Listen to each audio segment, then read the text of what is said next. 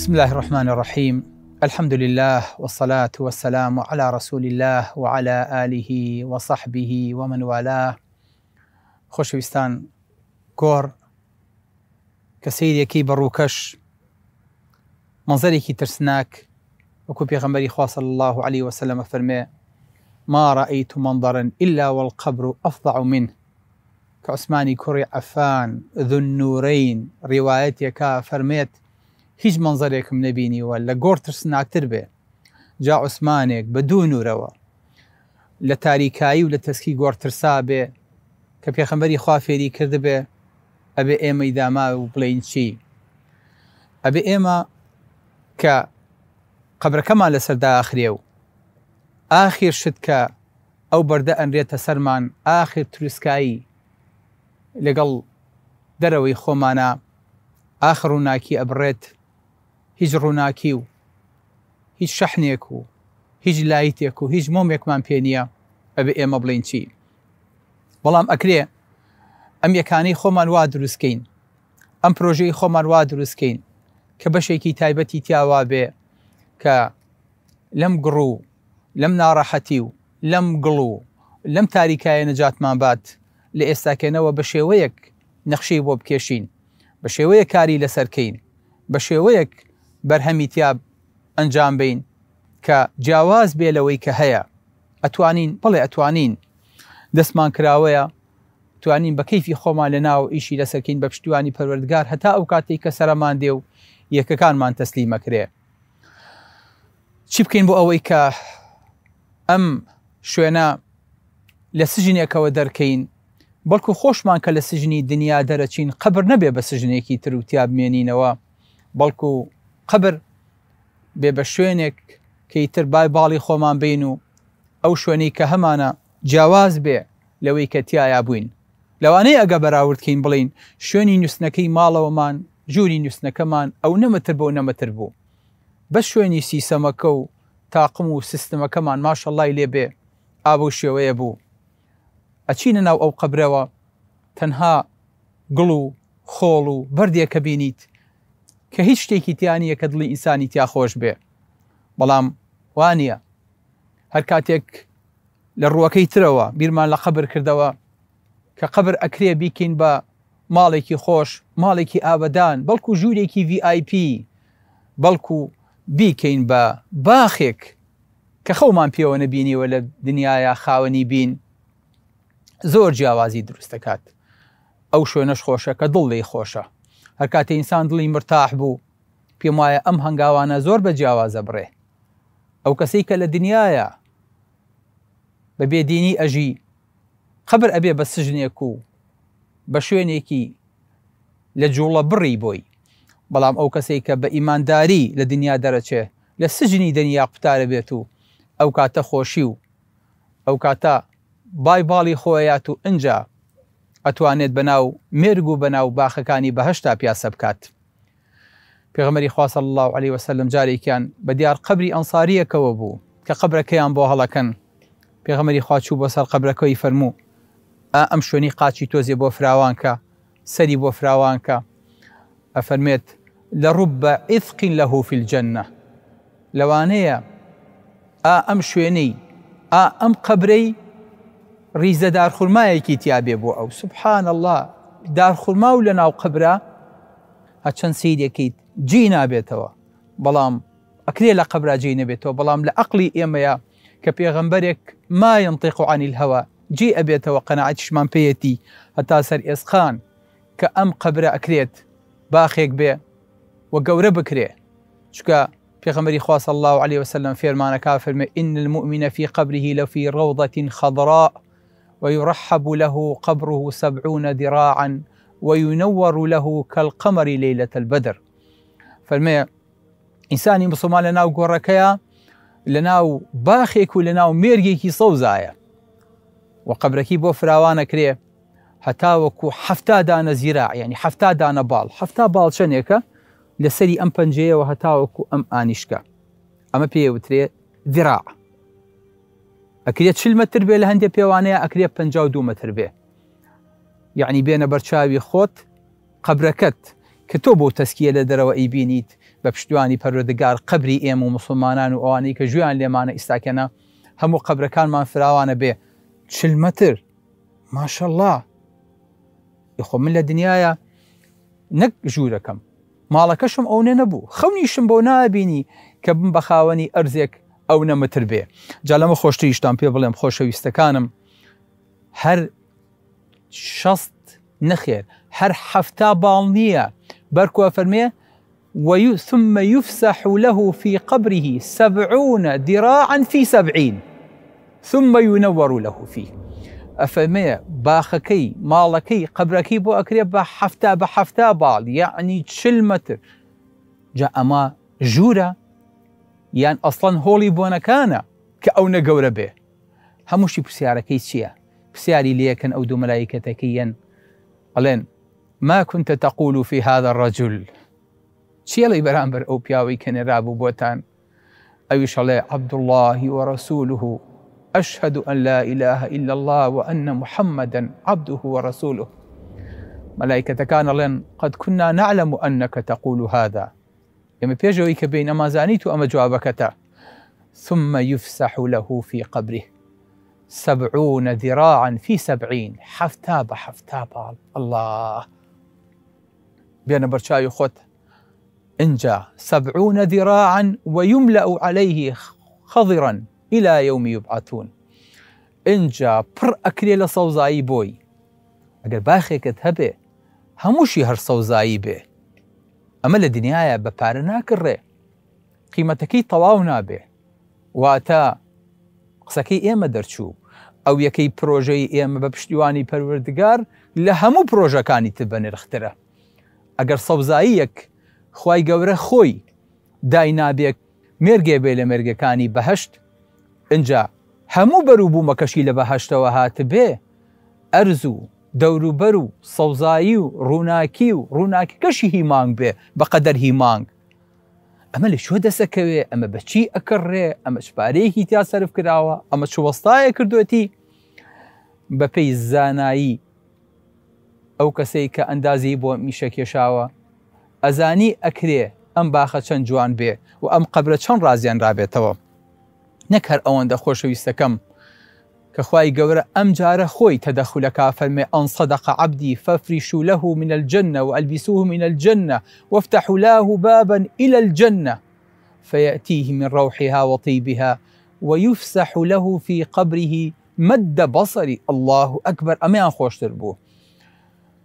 ئەفەرمێ خوای گەورە خۆی ئەفەرمێ ئەم جارە ئەفەرمێ عەبدەکەم ڕاستی کرد اینجا ئادەی بەرگەکەی بۆ بکەن بە بەرگی بەهەشت الله دەرگایەکی بۆ بکەنەوە با بەهەشت ببینێ ماڵی خۆی لە بەهەشتا پیشان بن الله اینجا وەرە تۆ ماڵی بەهەشتی پیشان بن و چاوە لێی بێت و ئاوا بە دیار سەرتەوە بێتی بێتاقەتی چی و ناڕەحەتی چی و خەفەتی چی و بیرکردنەوەی چی و ماڵ و مناڵی چی و تەواو نەجاتم بوو من ئەچمە ئەم شوێنەوە ئەمە بۆ من ئامادەکراوە وەڵا ئەمە برام لە باو باپیریشم زیادە هەموو ئەمە نەخێر هێشتا تۆ چی بینیوە تۆ هێشتا لە دەلاقەیەکەوە بەهەشت دەبینیوە اینجا مەدە بەسەری حتا چاو بڕکە قەبرەکەی بۆ فراوانەکرێ یعنی لە 40 مەتر دەرچوو بڕۆ بۆ 40 کیلۆمەتر چکە ئینسان چاوی تا 40 کیلۆمەتریش بڕەکە ئەمە لە دنیاە تۆ خەونی پێوە نەبینیوە پیا بگەڕیت ئێستاکەنا هەمی بێ بە مڵکی خۆت بڵێ ئەمە هێشتا کوێیە ئەمە هێشتا قەبرە هێشتا نەچوویتە قیامەتەوە هێشتا بەهەشت نەبینیوە مامۆستا دۆخسی ئاوان بۆ بکە کورە خۆلۆسایەکەی مۆتۆقان خوافووکە هەر قەبر وایە و قەبر نا باوکی من با ئێمە لە ڕووەکەی ترەوە قەبر ببینی ئێمە یەکی موسڵمان جیاواز لە خەڵک قەبرە بینین لەبەرەو خۆزگایە کەمی بەم نەزرەیە لەمە دووە سەیری قەبر و سەیری قیامەت و سەیری گۆڕستانی خۆیە کرد بۆیە هاوارەکە ربي أقم الساعة خوي گەورە قیامەت هەستێنە چکە ئێستاکەنا شتەکان گۆڕە ئەنجا ئەوانیش پێڵێن چی ئەڵێن بخەوە ئەو پەلەی چیەتی ئەڵێ حتى أرجع إلى أهلي ومالي ئەلێ با بگەڕێمەوە بەناو کەس و کارەکەم ئینسان سبحان الله لەو پەڕی خۆشیایەتی حەزەکات ئەگەر لە شوێنێکا لەجووئی وەرگرت ماڵێکی هەبوو باخێکی هەبوو حەزەکە کە سوکارەکەی بەرێ داوەتیان کە شوێنەکەی ببینن بڵێ نەما باخی کاک فڵان کەسە ماڵی کاک فڵان کەسە خوالی پیرۆستکە ها چی کردووە بڵێ پێی خۆشە ئەگە شوێنێکشی ئاوای بەنسی بوو جوابێ بنێرێتەوە بۆ کە سوکارەکەی بڵێ یا لەیتە قەومی یعلەمون خۆزگە کە سوکارەکەم قەومەکەم ئاگایان لێ بوو بڵێ ئەوانیش پێڵێن بنوو پەلەمەکە تایە. جارێکان پێغەمبەری خوا صلی الله علیه وسلم هەواڵی ئافرەتێکە پرسێ کە خزمەتی مزگەوتێ کرد پێغەمبەری خوا کە نایبینێت و نەبێ لە بەرچاوی هەواڵێ پرسێت ئەوانی شەڵێن ئەی پێغەمبەری خوا نازانی وفاتی کرد. پێغەمبەری خوا فەرمێت ئەفەلا کونتم ئاذەنتمونی ئەی بۆ بانگتان نەکردم ئەی بۆ ئاگادارتان نەکردمەوە. ئەوانی ژۆکۆی بکە بڵێن ئافرەتێک بوو کاتێک وفاتی کرد جەنابەت لەوە ئەچێ کاتی ئەوە نەبوو بێ ئیسعاجەکەین و بانگەکەین خۆمان ناشمان و دفنمان کرد. پێغەمبەری خوا صلی الله علیه وسلم فەرمێ قەبرەکەم پێنیشان بن ئەچێ بۆ سەر قەبری ئافرەتێکی ڕەش کە تەنها خزمەتی مزگەوتی کردووە. فەرمێ فەصەلە عەلەیها الله خۆزگەمان بەخۆت پێغەمبەری خوا صلی الله علیه وسلم نوێژت لەسەر کە أفرمي إن هذه القبور مملوءة ظلمة على أهلها وإن الله عز وجل ينورها لهم بصلاة عليهم. فمي أم قبرانا برن لتاريكي بخاونا كانيان خواي قبر بويان روناك كاتوا بوي كم دعاء خيريان بو بكم ياخذ نجيان لسركم. سبحان الله قبر تاريك رش أفتكي رشي تيايا هەر چوار دەوری هەر تاریکایی و ڕەشە بەڵام پێغەمبەری خوا صلی الله علیه وسلم کە نوێژی لەسەر کاوت و عای لەسەر کات خوای گەورە بۆی ڕووناکە کاتەوە. ئێمە پێغەمبەری خوامان نییە صلی الله علیه وسلم نوێژمان لەسەر کات لەبەرەوە ئەبێ بکردەوە بە شەو نوێژەکانمان بە عیبادەتەکانمان بە سەبرمان چونکە ئەسەلات و نور والصبر ضیاء ئەبێ ئەمانە بە سەبر و بنوێژەکانمان یا ئەیها الذین ئامنوا استعینوا بالصبر والصلاة ئاوەدانکەینەوە. بۆیە پێغەمبەری خوا کە دوعا بۆ ئەبوو سەلەمە شەکات هەر بەو شێوەیە فەرمێ اللهم اغفر لأبي سلمة وارفع درجته في المهديين واخلفه في عقبه في الغابرين واغفر لنا وله يا رب العالمين وافسح له في قبره ونور له فيه. خوای گەورە قەبرەکەی بۆ فراوانکە خوای گەورە قەبرەکەی بۆ ڕووناکەرەوە کە خۆشمان دوعایە بۆ مردووەکەین. هەزار ڕەحمەت لەو گۆڕەی بێ خوای گەورە قەبرەکەی بۆ بکا بە باخێک لە باخەکانی بەهەشت خوای گەورە قەبرەکەی بۆ ڕووناکاتەوە ئەم شەوی لە هەموو شەوێ خۆشسەر بێ. دامە کە باسی مردووەکانمانەکەین ئەمە هەمووی لە پێغەمبەری خوا صلی الله علیه وسلم داکەوتووە و بەجێ ماوە کە بۆ ئاراستەیە دوعا بۆ مردووەکان بکرێ. بەڵێ چی بکەین باشە بوو ئەمە کە مادەم شوێنێکی ئاوا تاریک ئەکرێ ڕووناکی کەینەوە. بڵێ ڕووناکێکە ئەم کارەبایی خۆمان نییە سێڵیش نییە تاقی شەمسی نییە شەحن نییە ئەبێت چی بکەین ئەبێ لە ئێستەوە خەم لەو ڕووناکیە بخۆیت کە چ پاوەرێک کە چ بۆ مۆلیدەیەک کە چ مۆلیدەیەک کە چ ڕووناکیە بۆ قەبرەکە ڕاکێشیت. ئەبێت چۆن خەمتە بۆ ماڵەکەت کە تاریک نەبێ دووسێ سەرچاوی ڕووناکیت هەبێ ئەبێ خەمێکیش لە قەبرەکەما بخۆین. بەڵێ سبەی خاکت بەسەر وەک من دەبێت تەحتە تەرا بێجێت. سەهەریەکە لەم قەبرانەوامان پێڵێن ئەڵێن سبەی خاکت بەسەر هەر خۆی خاک بەسەرە وەک من دەبێت تەحتە تەرا بێجێت ئەبێ لەژێر گڵا بیت بڵا ئەمڕۆ کە خەوتی مەسنەدت تەختی سورەیا بێ با ئەم شەو کە خەوتیت سیسەمەکەت لە زێڕ و ئاڵتون دروست کرابێ لەبەر هەردادەن ڕێجل و چ پێ ناوی چی ناوی دەبێتە لوقمە لوقمە پاقلەیە پاقلاوا بێ. برا فکری چرا کبریتی فرسەت تا لە دەستایە شەوی یەڵدا لە پێشە ڕۆژی عمرت وەختە ئاوا بێ.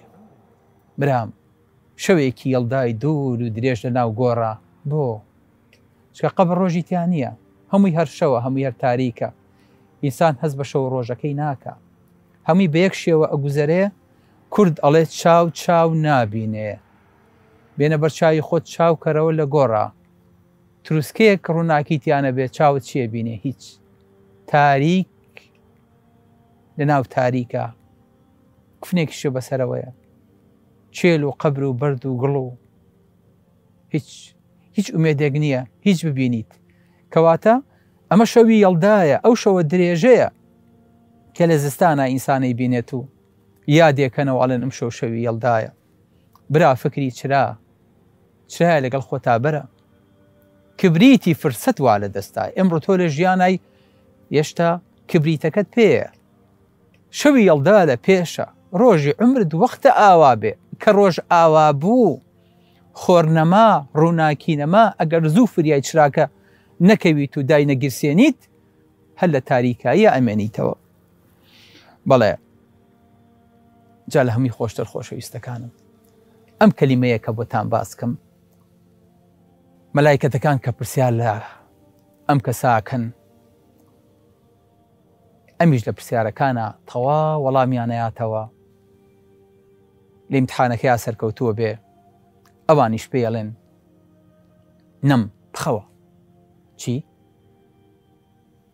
بۆ قەبرجێ خەوە؟ بڵێ ئەڵێ ئورید ئەن ئەرجع إلى ئەهلی فأخبرهم، ئەمێ بگەڕێمەوە بەناو کەس و کار و وەڵامیان بەمێ پێیان بڵێم دڵی خۆشیان کەم کە ئەلحەمدولیلا دەرچووم، سەرکەوتوو بووم. ئەوانیش ئەڵێن نەومەتە العەروس.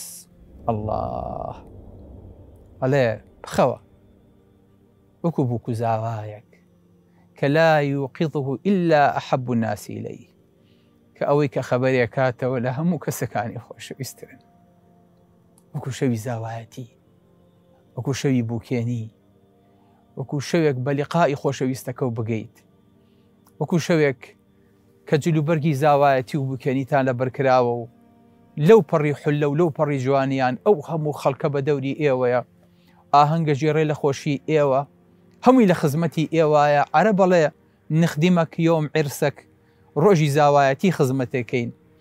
ئەو ڕۆژە مەلایکەتەکان پێمانەڵێن نەومەتە العەروس، بخەوە، زۆری نەماوە قیامەت هەستێ هەر ئەو نەئەخەویت و خۆشەویستترین کەسی خۆت کە خەبەر دەکاتەوە کە لەوانەیە زاوا بێ یان لەوانەیە بووکەکەت بێ، کەیتر تۆ چەند ساڵە خۆت بۆ ئەم ڕۆژە هەڵگرتووە. بەلەمانیش وا تەشبیهی زاوا ئەکەن، ئەڵێ کادە العەروس ئەن یەکوونە مەلیکە، ئەڵێ زاوا خەریکە وەکو پاشای لێ بێ، چکە ئەو هەموو خەڵکە بە دەوریایەتی و خزمەتێکن، ژێری هەر سەوزە و دەوری هەر سەوزە و جلوبەرگی هەرهی بەهەشتە و هەموو خزمەت گوزاریەکی بۆ لیواوە و کەس ناڵێ بەری چاوی کلێ پێوەیە و ئەو ڕۆژە هەموو کەسێ لە خزمەتی و لە خۆشی ئەوە لە ئاهەنگایە. بەڕاستی ڕۆژێکی زۆر تایبەتە، بۆیە پێڵێن بخەوە، خەوێک وەکو ئەو کەسەوایە کە زاوایە و بووکە و نەخێر. ئەمە هەر بۆ دنیا نییە. پێغەمبەری خوا صلی الله علیه وسلم فەرمێ ئەم کەسە کە ڕۆحەکەی ئەکێشن و بەرزە بێتەوە فەیشەیعه من كل سماء مقربوها إلى السماء التي تليها. ئەفەرمێ کە ئەم کەسە ڕۆحەکەی بەرزە بێتەوە، مەلایکەتەکان ئەیبینن، فەرمێ ئەم مەلایکەتی ئاسمانی یەکەم هەر هەمووی باوشی بۆ ئەگرنە و لە خزمەتی یابن هەتا ئیگەنە ئاسمانەکەی تر، دەرگای ئەوی بۆ ئەکرێتەوە، ئەمان تەسلیمی ئەوانێکن.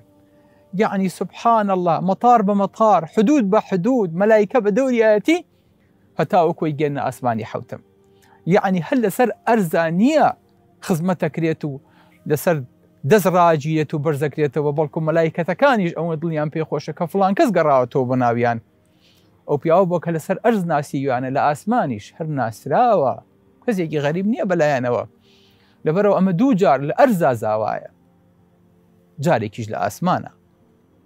بەڵێ بۆیە ئینسان زۆر جار لە دنیاە ئەوێ بێ بە زاوا و ئەوێ دڵی خۆش بێ و ئەوێ بەم ڕۆژە بگات، هەموو هەوڵ و تەقەلایەک و دوای خوێندن و ماندوو بوون و ئەزیەتێکی زۆر حەزەکات ئەم ڕۆژی زاوایەتیە ببینێ.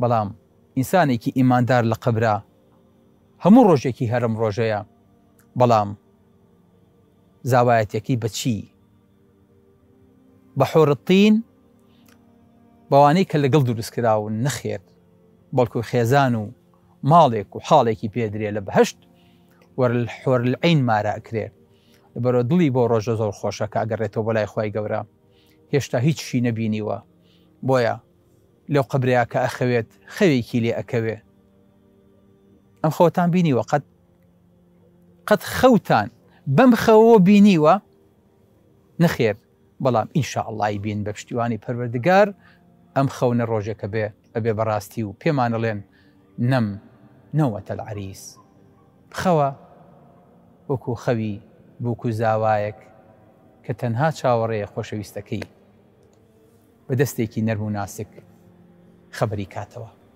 ئینشاءڵڵا هەمومان لەوانە ئەبین بڵێن ئامین. سەلام عەلەیکوم وەڕەحمەتوڵڵاهی وبەرەکاتوه.